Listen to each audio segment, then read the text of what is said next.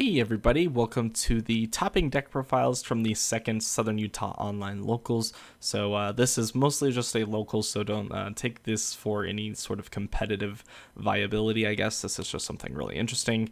But yeah, you can copy these deck profiles, obviously, but this is the first place list that came out of this locals, and this was played by Tyler.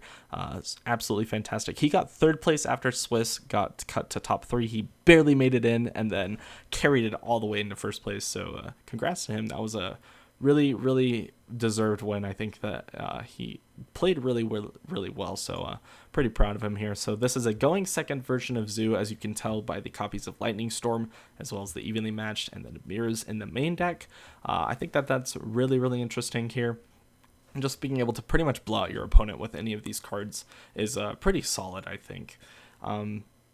So let's go over through the list. He's playing the Buffalo combo, and if you're unfamiliar with that, I do have a combo tutorial on my channel with using this card, and pretty much the idea is that you can make any Link 4 with just Tenki. So yeah, Tenki is a one-card Link 4. It's really crazy. Unfortunately, it doesn't really come up a whole lot in this tournament, so I'm not sure if it's something that he or I are going to keep in our Zoodiac list moving forward, but I definitely think it's something really interesting. Basically, you can end on Appaloosa with 3 negates or a Boral Sword, and if you have a Boral Sword plus, or pretty much like Tenki plus Winder, you have a Boral Sword OTK, assuming your opponent has 1 monster on the field with more than 400 attack. So that's really cool, and yeah, I think this list is really interesting. He decides to go first, so he sides in the warnings as well as the judgments, and some cosmics for extra back row disruption. Phantasmes to see if he can probably draw into the Nibirs, although I don't think that he sided in the Phantasmes once today, or in this entire tournament.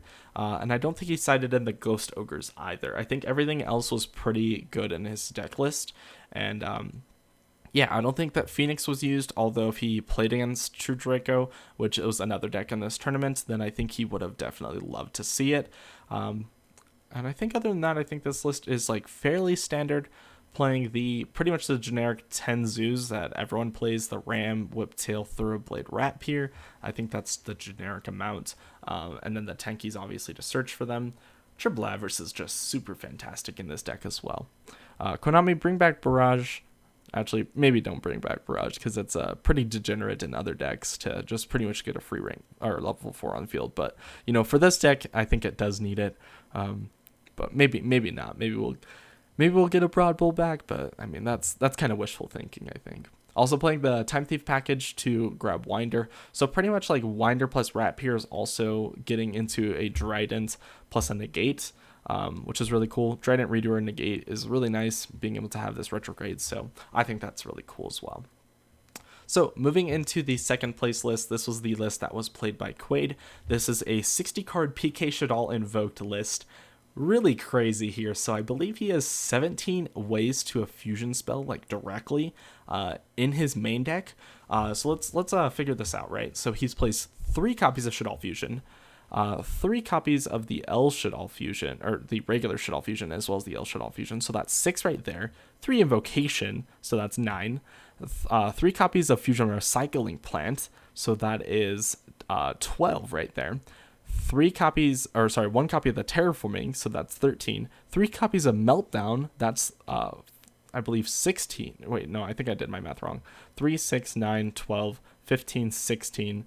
And then he actually is playing 3 copies of Alistair. So that's actually 19 ways to a fusion spell, which is really interesting there. Really crazy just being able to get... I mean, obviously the Meltdown or drawing the Alistair is a 1-card Macabre, which is really nice. But, I mean, this can start your entire Shaddoll engine as well, which I think is really smart. And then he's playing a Gamage package to basically fuel for the Lights for Construct, which I think is pretty smart as well. And Shaddoll Beast, pretty much like the generic Shaddoll engine. And then he's playing a small Fanwinmite engine of the 3 copies of Ancient Cloak as well as the 3 copies of Boots. And then his targets for that are the Fogblade as well as the Shade Brigandine. So I'm not sure if I agree with the 3 on the Shade Brigandine. I don't think it ever came up really. But pretty much the idea of this is that you can use the Brigandine with any level 4 Shaddoll or obviously the Alistair, and you can make Redoer for free. I think that's pretty cool, just being able to do that. The Redoer puts a lot of pressure on the opponent and sometimes this can be like the winning move. Moving into his side deck, he sides into 3 more ways to get into a Shaddoll fusion, because this Extra Foolish Burial, you can send the App Cologne from your extra deck to the graveyard, and the App Cologne can add any Shaddoll card from your deck to your hand, and then you have to discard discard 1 card, doesn't matter what it is. So you can go ahead and just add a Shaddoll fusion and then discard like a Phantom Knights card, which is really cool. I think the fusion recycling plan is also really cool. Oh, I forgot to mention he plays polymerization as well, so I think that's like even more. I think that's 20 fusion spells. I could be counting wrong, and if I am, then let me know in the comments, but I believe that's 20 fusion spells, and then he sides into 3 more. So that's crazy. Fusion recycling plan, you can discard a card to add polymerization from your grave or deck to your hand. So this fuels your boots pretty much. You can also discard like the driver. And then whatever you use to fusion summon with, you can add back to your hand. So a really cool thing that you can do with this is if you have Fusion Recycling Plant plus Shaddoll Fusion, you can actually fuse from your deck, fusing into Construct using like Gamma or something. Gamma plus like a Squamata or something. And then you can make Construct, obviously. And then you can use the Gamma in the end phase, you can add it back with Fusion Recycling Plant. Unfortunately, he's not playing Lambda in the extra deck, which I think is kind of a missed opportunity. I don't think he played the Alistair or the Invoker. I don't think he summoned it once, although I think that it probably would have been a good thing for him to consider. But looks like he isn't, and obviously signing into a second copy of Dragon for those extra back row decks. 3 copies of Nibiru, 3 Lightning Storm, 3 Super Poly, 1 Reboot. Like, this is all like pretty standard stuff. I think this is a really smart list. He got first placed after Swiss, which is really cool, but ended up losing in Top Cut to the Zoodiac list mentioned previously. Next, the last topping deck profile, which is my deck profile. This is the last deck that made it into Top Cut, which is another Zoodiac list. And so this, in contrast to the first Zoodiac list, is the going second list is a going first list. So obviously taking advantage as well as the Buffalo Tenki combo. So it's actually very similar. I worked on these together. We both like kind of like figured this out together pretty much. Essentially, like the only thing that's really changed is like the Cosmics are in main instead of the Nibiru's being in the main, and then obviously the Lightning Storms and Evenly Matched aren't in the main, and the Judgments are in the main. I decided not to play Warning, and I favored a copy of Phantasme as well as the Ash Blossom, and I think there was one other card I opted to play instead of it. Let's see if I can figure it out really quick. I can't see it off of the top of my head, but there's one other card I opted to play over his list, and our extra decks are pretty much identical because they try to fulfill the same purpose, which I think is pretty good.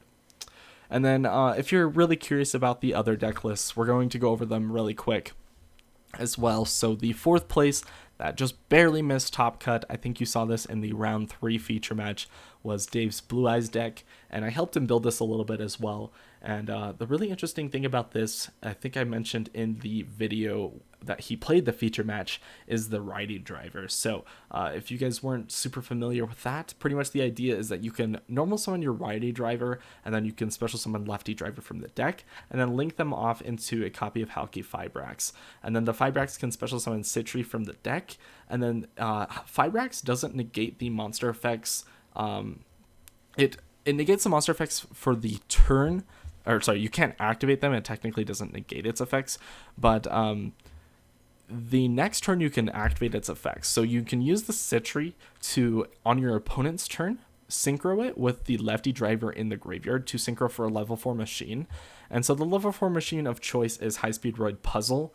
And this really doesn't do anything, but the idea is that you can use the Halki Fibrax to use its effect and synchro into Desert Locust. And then when the Desert Locust is synchro summoned, your opponent discards a card.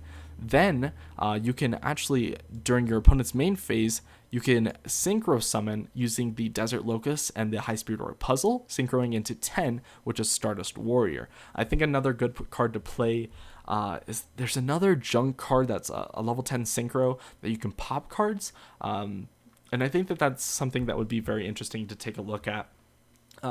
Unfortunately, he didn't have a chance to summon Azure Eyes or the Spirit Dragon throughout the entire tournament, so I think these cards are definitely worth cutting in this list. which is very, very interesting. Pretty much the idea of this is just rank 8 spam. It's not really like super competitive, but I mean, it doesn't use its normal summon, so that's pretty much why we put the righty driver and stuff in there. So it's not like exactly the most typical Blue Eyes deck, but I think it's something that's really interesting. Also, playing the Relinquished Anima, you can link off your White Stone of Ancients as well as your, or righty driver, obviously, but you don't really want to do that. And then you can link this into Anima, which actually this came up quite a few times to just take your opponent's monster for free. But also, Link Rebo could come down as well, which is also something that does a very similar thing.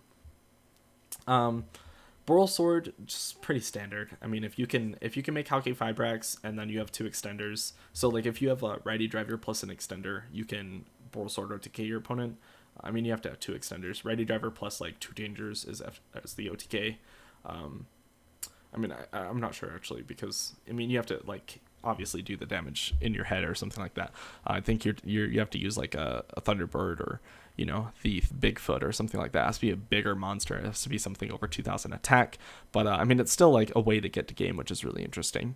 Melody can search the Blue Eyes White Dragon as well as the alternative and the copy of Levianeer, which is really cool. So the Levianeer was actually really good because most of the time you're banishing both light and dark. So getting this pop too, and it doesn't target, is really nice. Non-targeting destruction is really, really cool on Levianeer. And yeah. Return of the Dragon Lords, I mean, it's pretty standard. I mean, the rest of this list I think is pretty good. Trade in just having the duality of discarding the Thunderbirds or the Bigfoot to pop cards, or the Galactic Spiral Dragon to, get free pluses is also really nice. Moving on into the 5th place and final list, this is a true Draco list, and I think the one thing that stands out out about this list the most is the 3 copies of Waterfall of the Dragon Souls. This can search for any of your True Draco cards, which I think is really cool, but unfortunately I don't think it came up super often in this tournament at all. But I think it was something very innovative and really cool, just to be able to search for any worm monster. Obviously this is a Erupt Dracos, so he's not playing any extra deck, so that's something important. I feel like this side deck is a little odd too. Playing the 1 copy of Seer Mode, which is really interesting, although I didn't think this came up at all. And obviously the 1 copy of Lost One also seems to be a little bit weird. I feel like these probably should be Lightning Storms or something, but I'm not exactly too sure. Or I mean, obviously if you're trying to play against combo decks, you could definitely just throw in 3 copies of Lightning Storm, or not Lightning Storm, but Sphere Modes. And I'm not sure why Evenly Matched also doesn't appear in this list. But another really interesting choice that came up in the feature match was Lancia. Being able to just stop your opponent from banishing is really cool, and it really came up against the Shaddoll Invoked list, just being able to stop it, although I think he mostly just used it against Cosmic Cyclone to just stop them from banishing his floodgates, which is really interesting. But yeah, I think that's going to do it for today's video. I hope you guys enjoyed. We'll take one more look at the list. So this is 4th place by Trent, 5th place by Trent, 4th place by Dave, 3rd place by myself, 2nd place by Quaid, and then 1st place by Tyler. So I hope you guys enjoyed, and I will see you guys later.